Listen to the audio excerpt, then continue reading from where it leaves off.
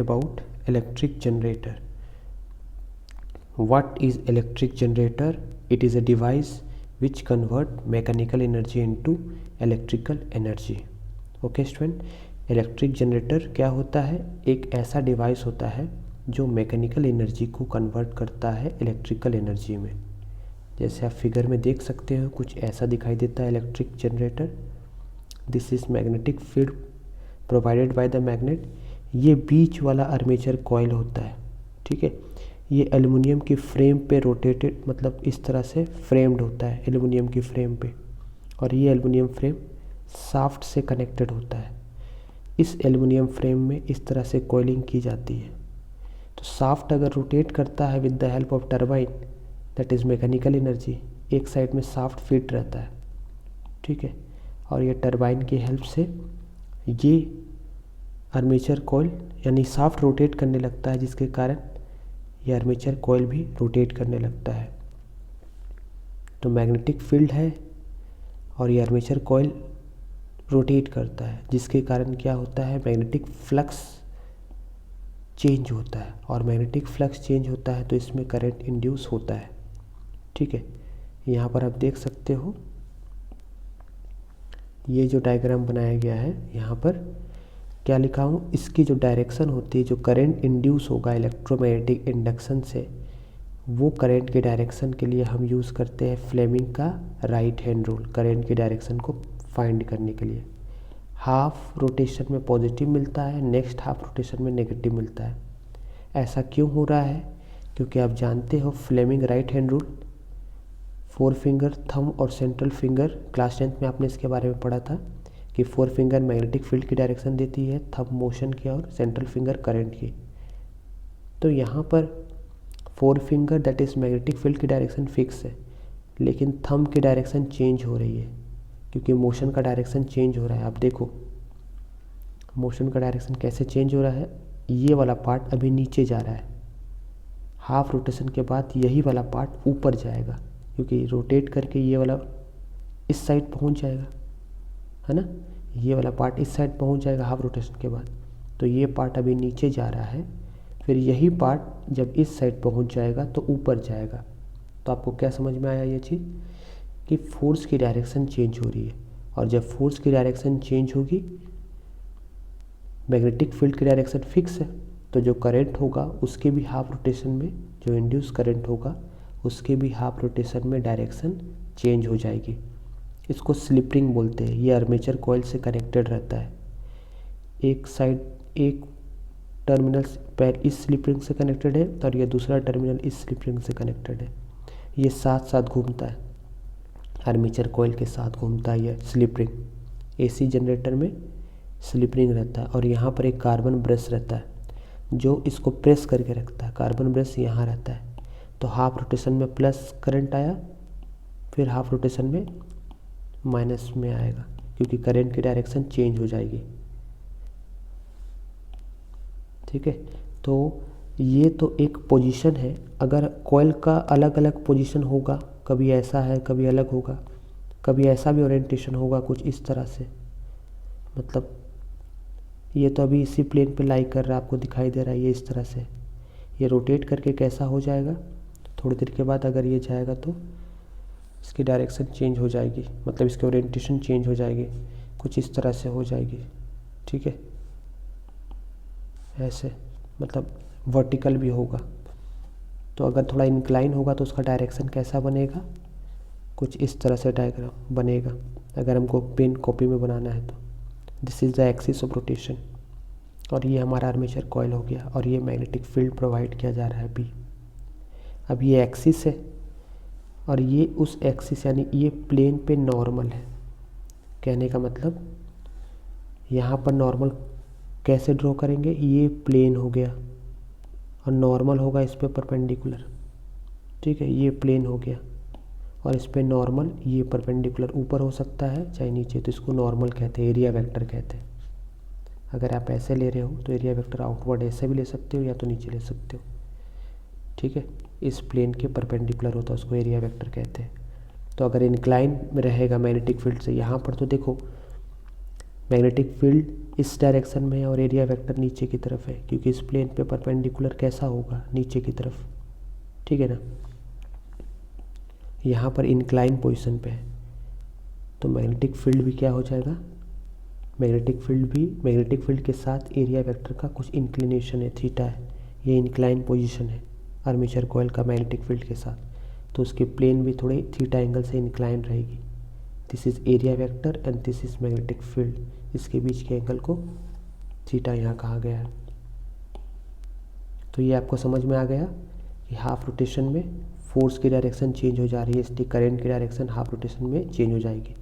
ये slip ring होता है, ठीक है। यहाँ से कार्बन ब्रशेस यहाँ होते हैं, ग्रेफाइट का बना होता है, ये इसको प्रेस करके रखता है स्लिप रिंग को, ये रोटेट नहीं करता है लेकिन प्रेस करके रखता है। गुड कंडक्टर है, जो इलेक्ट्रोमैग्नेटिक इंडक्शन से जो इसमें करंट बनता है वो हाफ रोटेशन में ऐसे आता है, फिर नेक्स्ट हाफ रोटेशन में ऐसे आता है, ठीक है।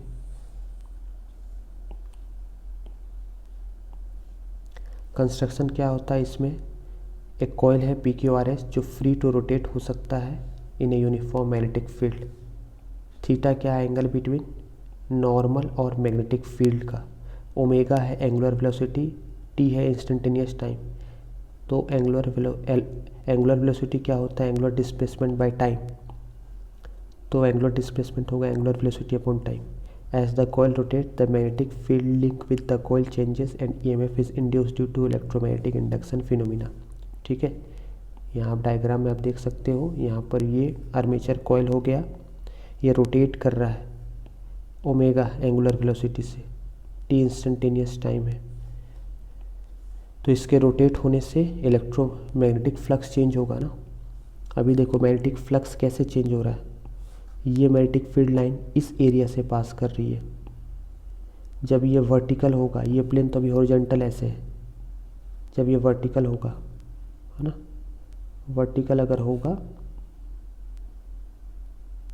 ऐसे इस पोजीशन पे रहेगा तो मैग्नेटिक फील्ड लाइन की जो लिंकेज है एरिया वेक्टर के साथ वो चेंज करेगी।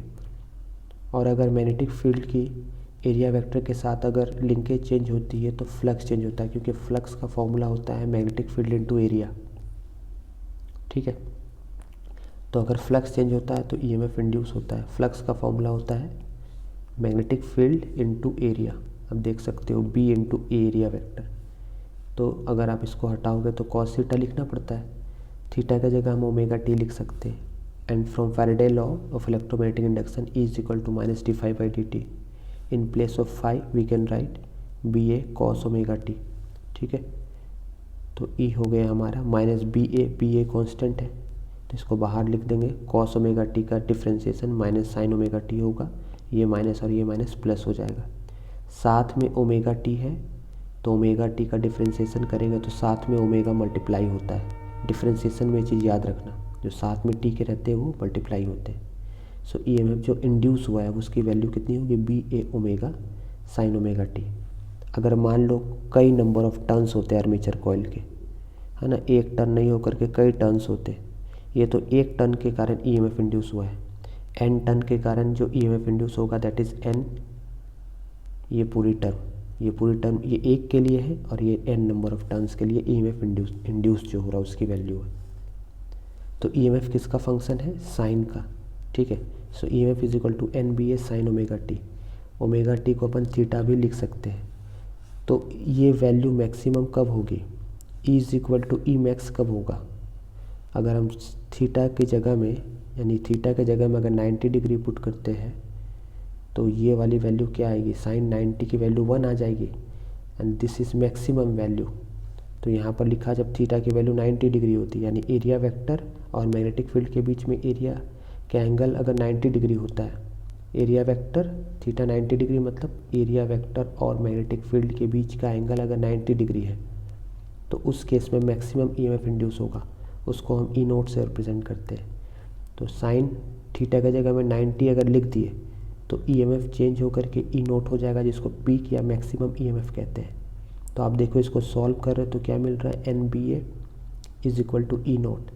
तो अपन इस फॉर्मूला में एन बी ए की जगह में ई नोट लिख सकते हैं यहाँ पर, क्योंकि है ना, क्योंकि कैसे लिख सकते हैं एन बी ए की जगह में ई नोट। जैसे ही आपने साइन 90 लिखा, साइन 90 आपने लिखा तो ई किस में चेंज हो जाएगा, ई चेंज हो जाएगा ई नोट में, यानी ई नोट की वैल्यू कितनी हो गई, एन बी ए।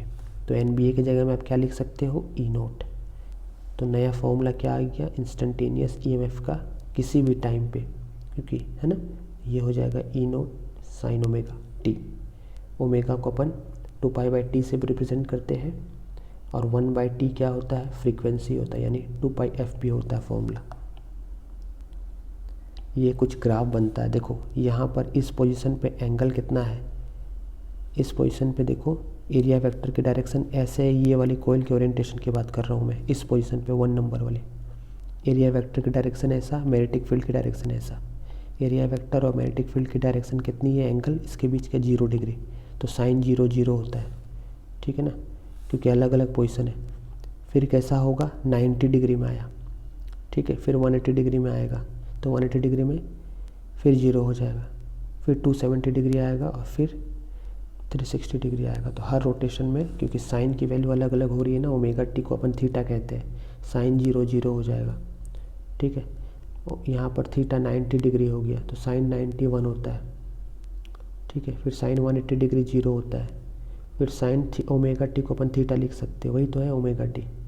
तो साइन थीटा यहाँ पर कितना है 270, उसकी वैल्यू -1 होती है, और फिर साइन 360 दैट इज़ 2π को अपन 360 कहते हैं, तो ईएमएफ 0 हो जाएगा। तो यहाँ पर ईएमएफ 0 हो गया। देखो इंड्यूस ईएमएफ का डायरेक्शन ऐसा है। यहाँ पर समझ लो फिर से, एरिया वेक्टर की डायरेक्शन ये है, मैग्नेटिक फील्ड की डायरेक्शन ये है, तो दोनों के बीच का एंगल कितना है, 0 डिग्री, तो साइन 0 0।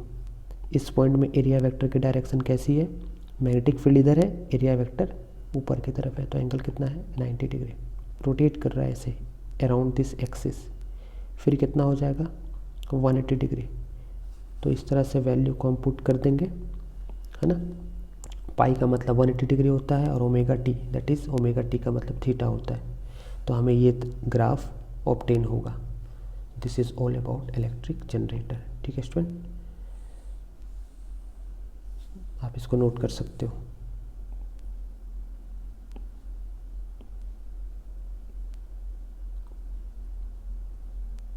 एग्ज़ाम में ये डायग्राम बनाना है आपको, ये वाली डायग्राम, ठीक है, और ये डायग्राम भी बना सकते हो आप, ये दोनों diagram. Okay student, thank you.